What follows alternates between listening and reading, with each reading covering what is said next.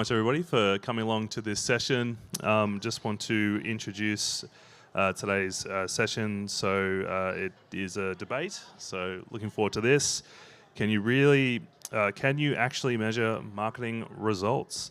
So please welcome Iain Calvert, Will North, and Zhoe Lowe.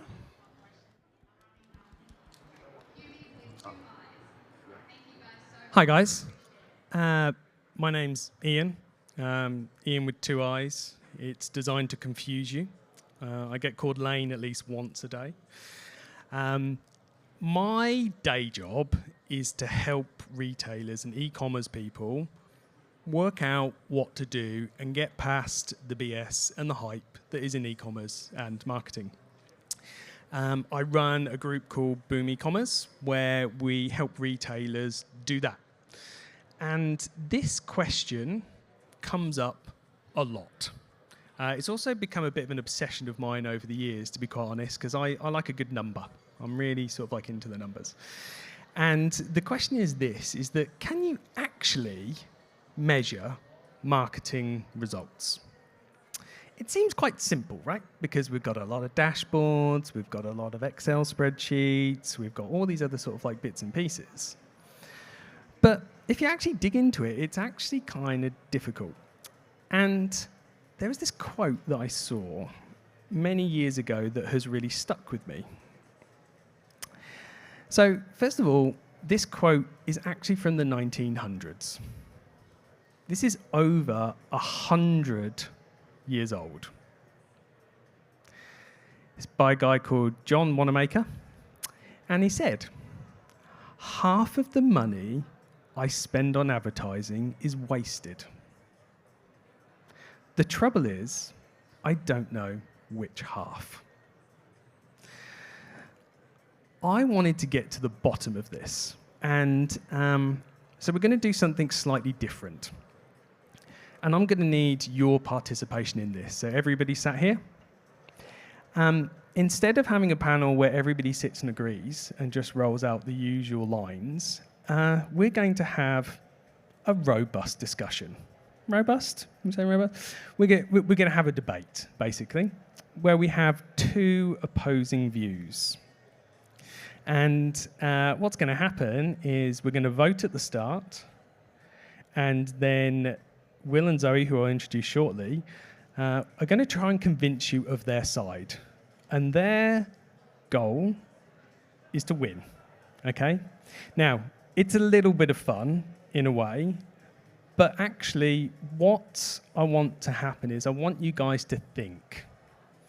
I want you to apply this to your own situation and come up with an informed decision. Yes, we're going to have a bit of fun. We're going to, black or white, it's this way, sort of like all that. But that's the whole goal of this. So really think, listen to what these guys are saying, because these guys are amazing.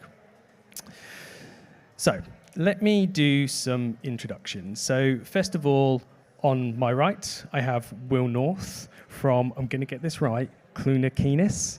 Kulani, Kinis. Damn! Close. Damn! Close enough. I cannot tell you how much I've practiced that, and that's not because... Kulani, Kinis. I have the gift of dyslexia, so I'm really good at problem solving, but I have the reading age of a 12-year-old. That's an actual fact. Anyway, Will is the head of commercial and performance there. So basically, the way that Will pays his mortgage is to make sure that he can prove all of the things that are working in this very quick-growing brand are actually working. Will has been in the industry for how long? 16 years. It's a long time, and has worked at multiple sort of like different brands. Okay, he's somebody that I really trust his opinion. I'm very happy to have him here. He is going to be arguing, yes, you can measure marketing. It is his job to convince all of you that this can be done in the day and age with all of our marketing tools, etc. He's going to show you examples, all of these sort of like bits and pieces. To my left, I have Zhoe Lowe. I like to call her Zhoe Lowe. Zhoe is the marketing director for MoveActive, a Pilates brand based in Melbourne. Zhoe is also incredibly well known for the role that she played at July Luggage. So Zhoe was at July for 5.5 years, started in marketing and basically ended up running it for them. She understands brand at a level that I would say is incomprehensible, to be honest. If I need to understand something that's happening in brand within my business or my client's business, Zhoe is the person that I talk to. No pressure. So what we're going to do is, before these guys pitch you, and then I'm going to ask them some questions, and if we've got time, you guys get to ask some questions as well. We're going to have a vote. Now, because we're in the age of AI and lots of very technical things and dashboards and all these bits and pieces, we're going to use something super complicated.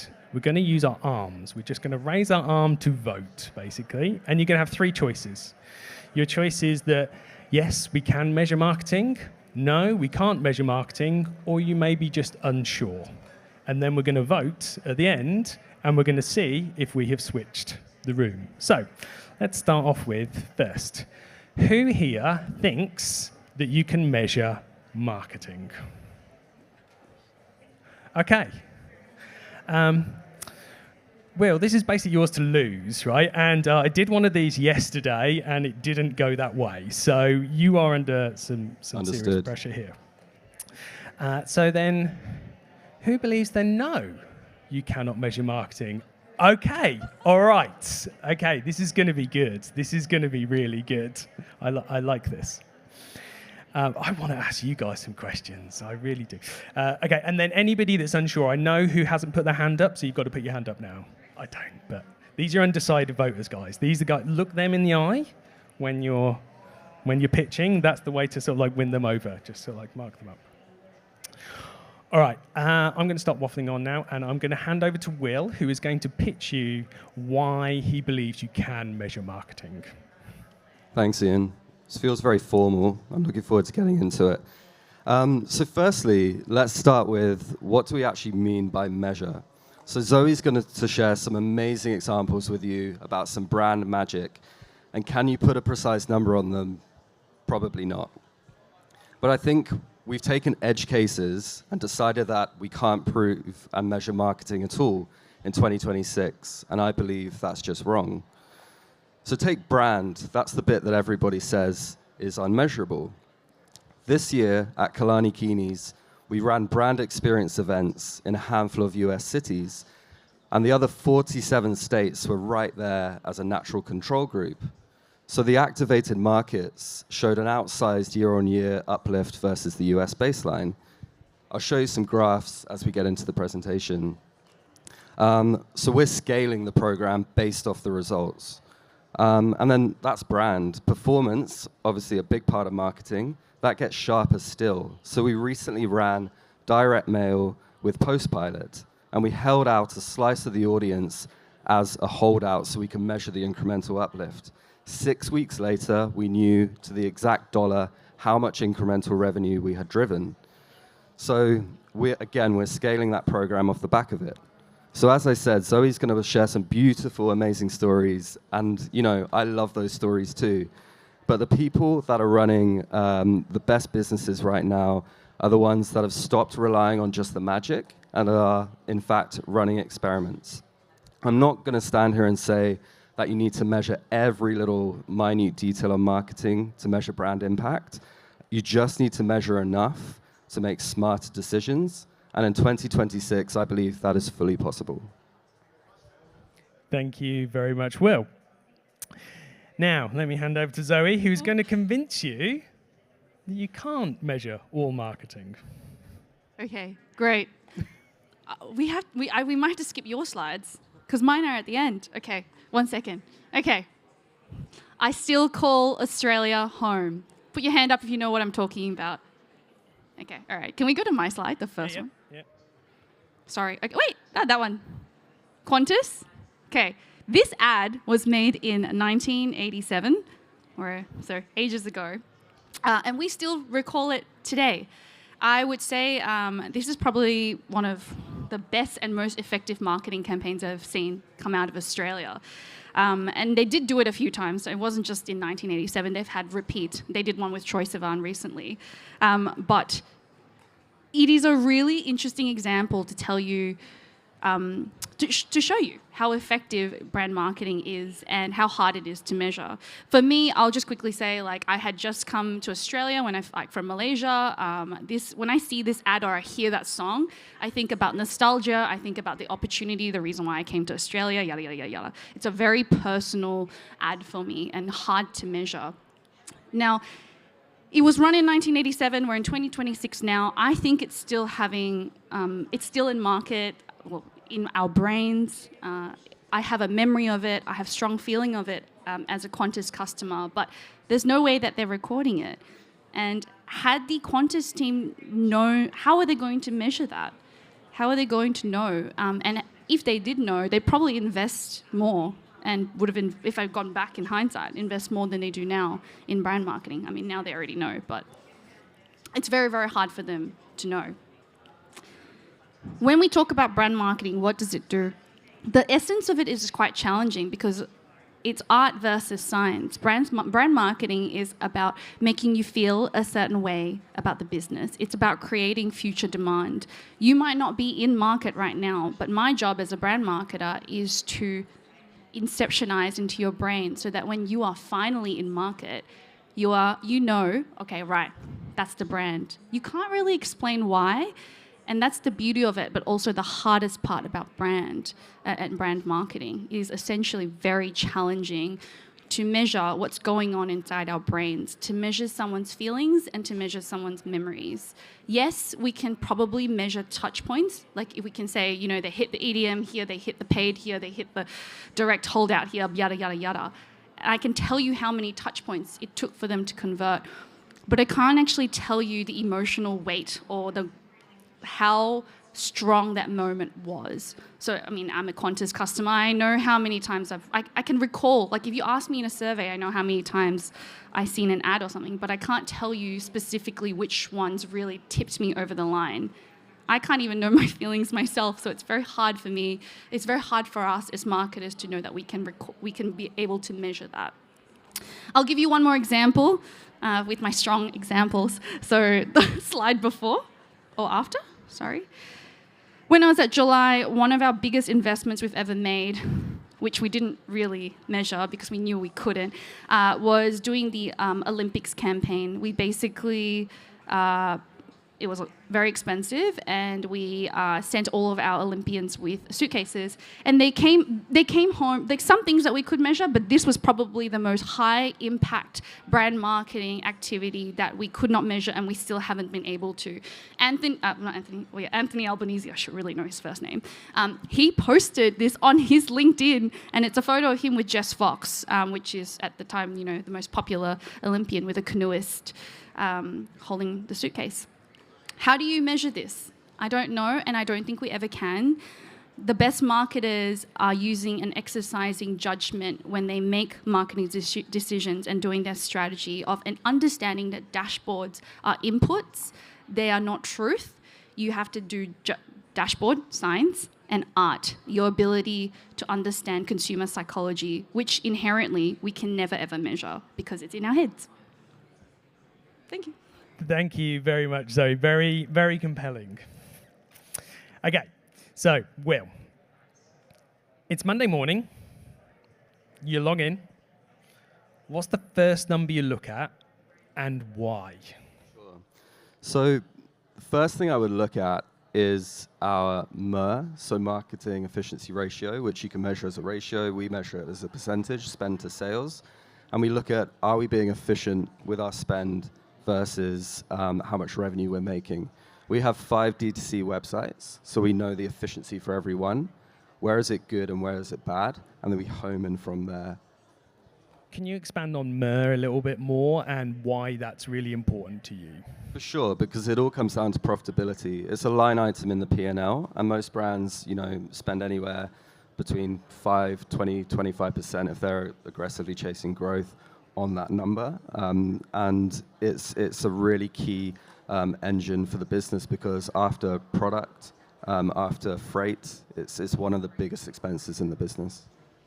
Got it. I'm personally a big believer in it as well, and I should probably declare my side on this, if it's a side, is that I'm largely a performance marketer, but I really believe in brand as well, and I do really believe in Mo. I think it's a very, very good number to look at. Zhoe, you spent 5.5 years building the July brand from zero, pretty much. What did you spend money on that you knew you couldn't measure?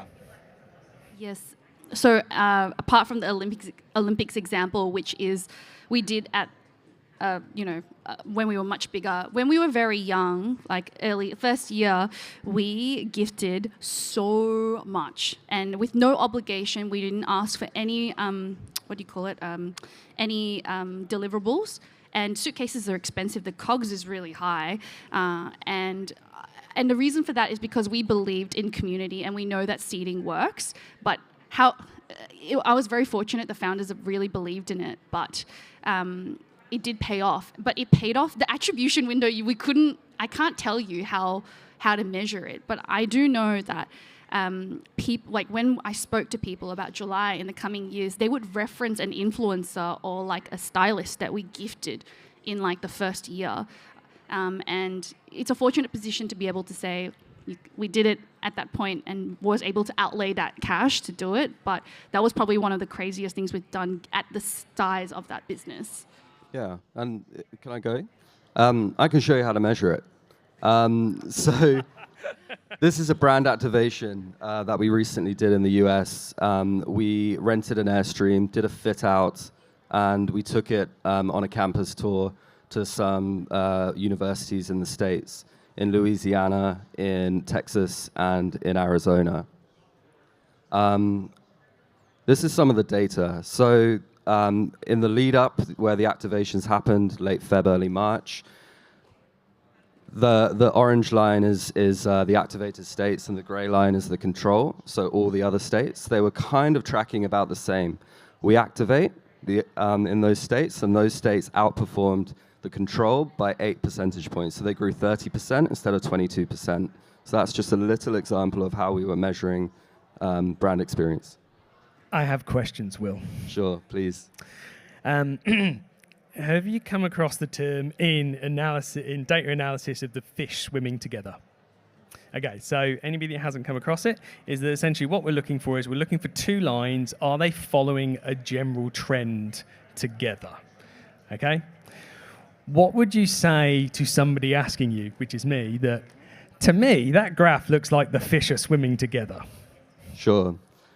Yes, until they weren't. I think the key thing here is that we're making decisions based off this. So we're like, you cannot say it's like, is it correlation or causation, right?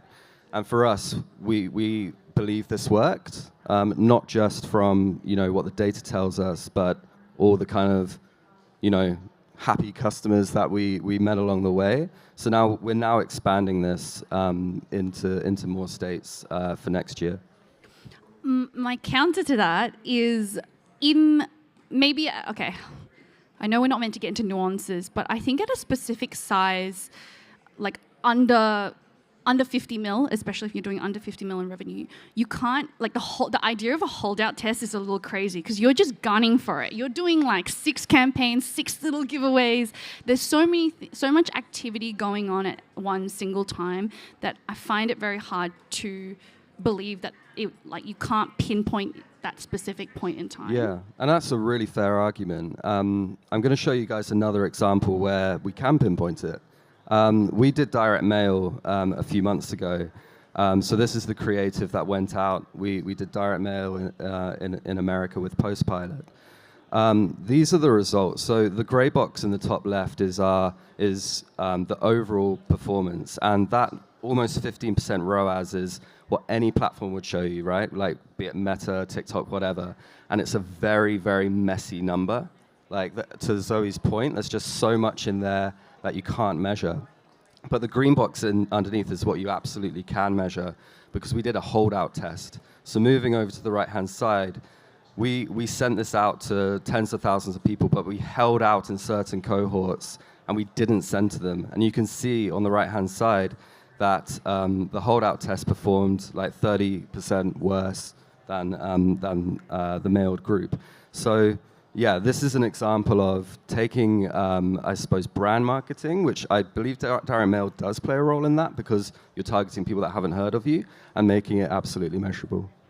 Okay, I'm not saying direct mail is not brand marketing, but I will say it is. Direct mail is a channel, and brand is not a channel. Brand is the platform on which your channels are built on. And I think this is a bit of a purist point of view, but the best brand marketing doesn't have a CTA. It doesn't have a QR code. It sometimes doesn't even need the website, depending on how big you are. Yeah, I do like the holdout approach, though. I have two really important questions here before we move on to the else. And first of all, my question to you is, how much do you trust that information? Like what percentage? This is 100% right. Yeah, I mean, that's a fair question. I mean, we're now scaling this. So we trust this. I think one metric I'm getting really comfortable with is iROAS, and it being so much lower than ROAS. Tell us what that is.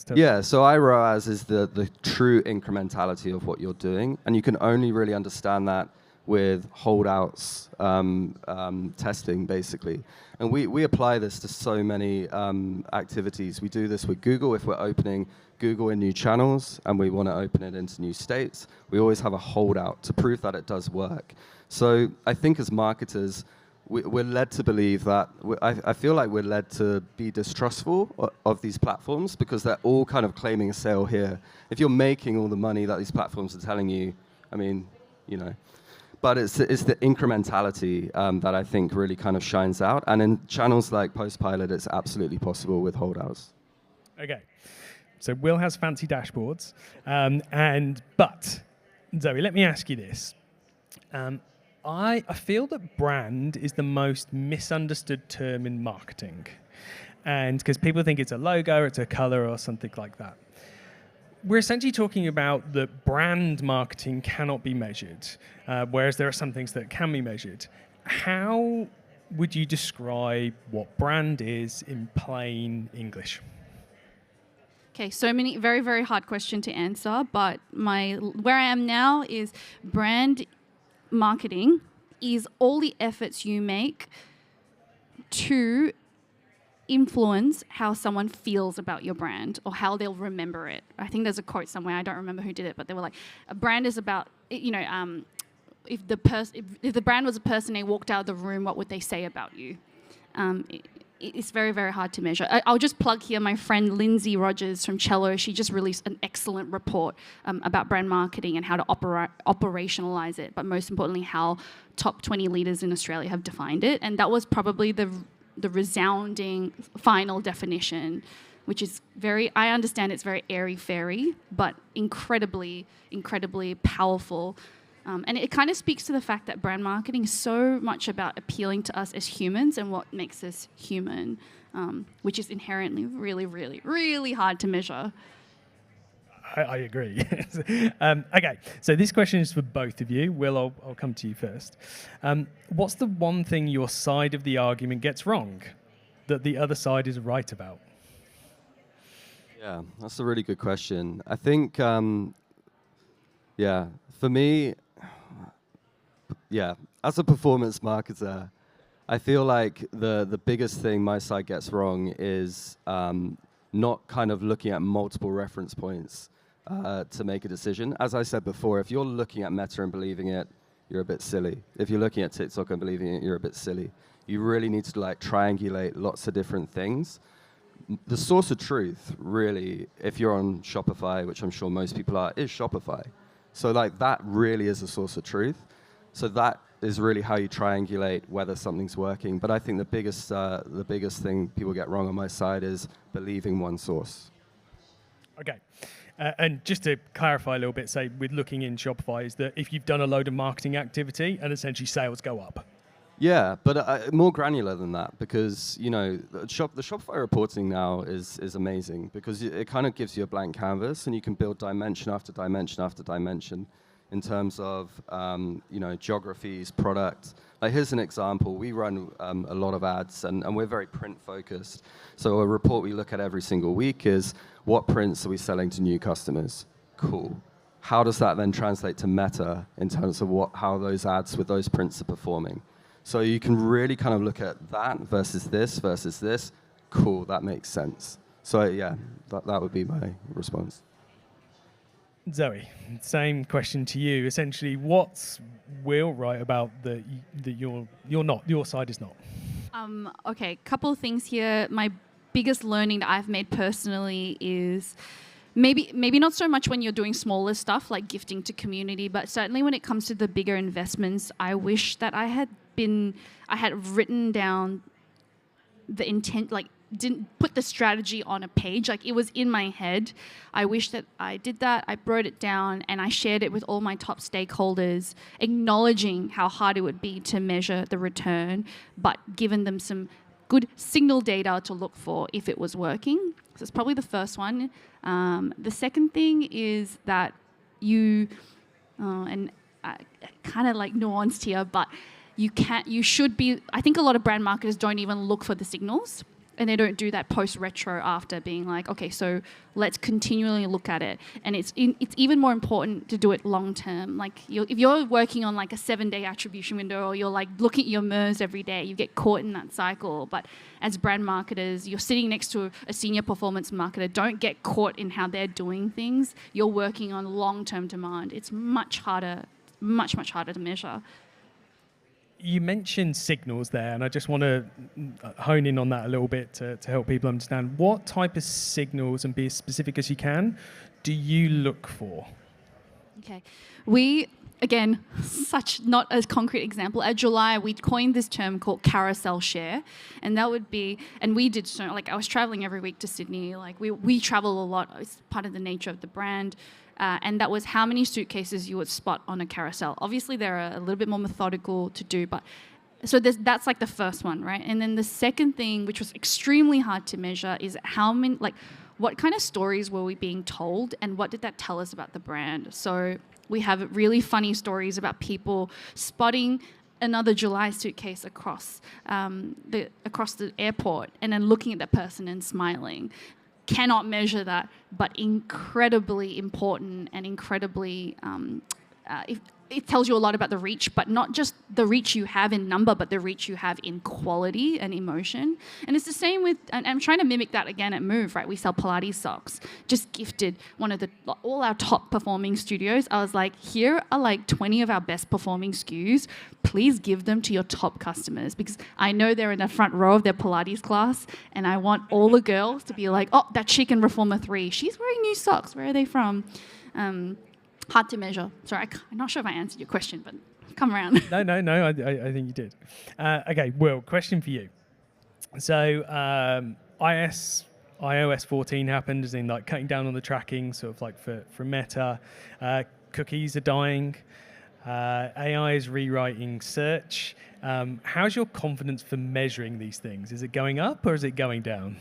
Yeah, great question. I think it's staying pretty consistent, but it's changing a lot. So take your iOS 14 example. It's made kind of last click much harder to understand, but I feel like things further upstream are getting easier. So through like mixed media modeling, so whether you measure, you can measure last click, you can measure like first touch, and you can attribute in different ways. You can give different attributions to different parts of that. So I feel like it's changing a lot. I think the AI thing is obviously huge with the zero click and what that means for us as marketers. But I think it's just evolving, not getting harder or easier. You've used a lot of fancy words there.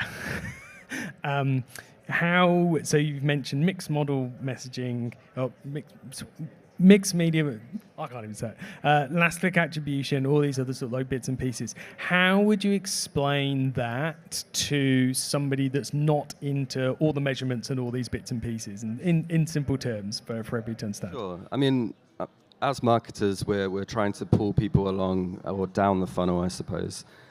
So we, again, like to answer kind of your previous question, what is a big thing people get wrong with this argument is kind of to Zhoe's point too, is like staying at the bottom of the funnel too much and measuring performance and not giving enough attribution to what's happening further up. So I really encourage people to look at like, okay, sure, what's closing a sale, but actually, where did the conversation start? And that, to me, is a way to measure brand marketing, right? Because you're really kind of understanding where they first saw you and heard of you. And you can look at like kind of like the numbers around that, and that's imperfect, but it's still measurable. You can also ask your customers. So you can survey your customers to understand how they heard of you too, how has their sentiment changed over time, etc. Okay, you guys work for big brands. Not everybody in here is going to be representing sort of like a big brand. If you had $50,000 for a quarter, I might come to you first, Zhoe, to start your marketing or give your marketing a bit of a boost, what would you do and how would you try to measure it? Okay, maybe going against myself, but if you're at like complete zero, just meta ads.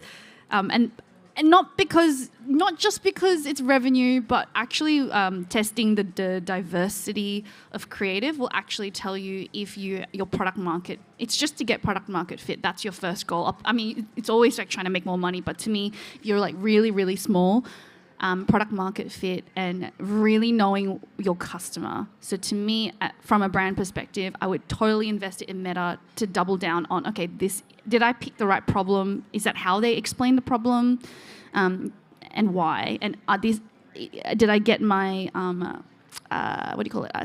segmentation correct? Am I segmenting them on demographics? Should I actually not be segmenting them on demographics? So at Move, one of the things we just shifted was we were segmenting on demographics. So I was like, they were saying like 20 to 35 female, and I was like, actually no. Like the product roadmap and the trends is such that we should segment them on where they're doing Pilates. Are you doing Pilates in a studio, or are you doing it at home? Because we sell equipment and socks.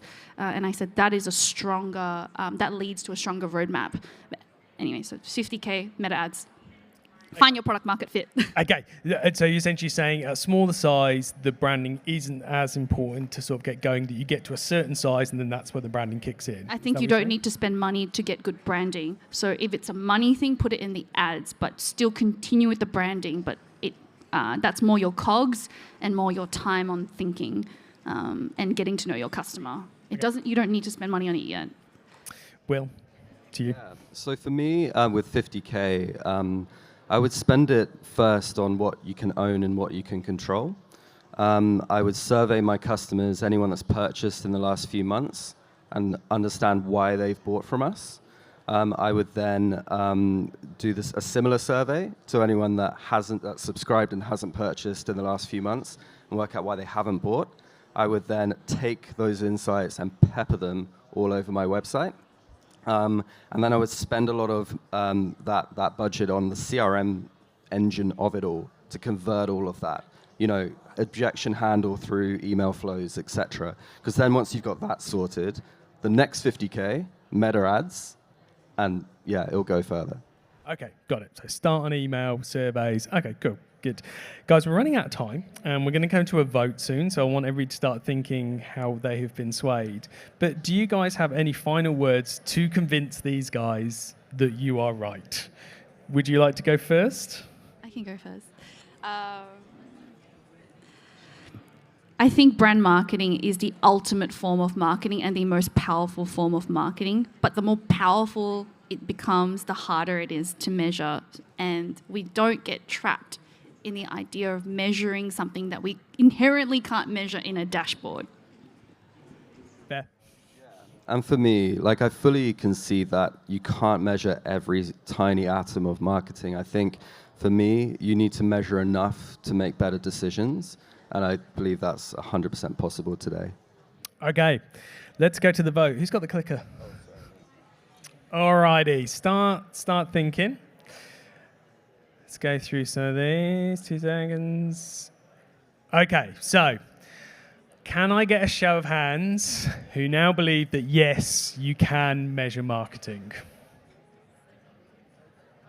Okay, I think we're in the majority, but there's definitely less.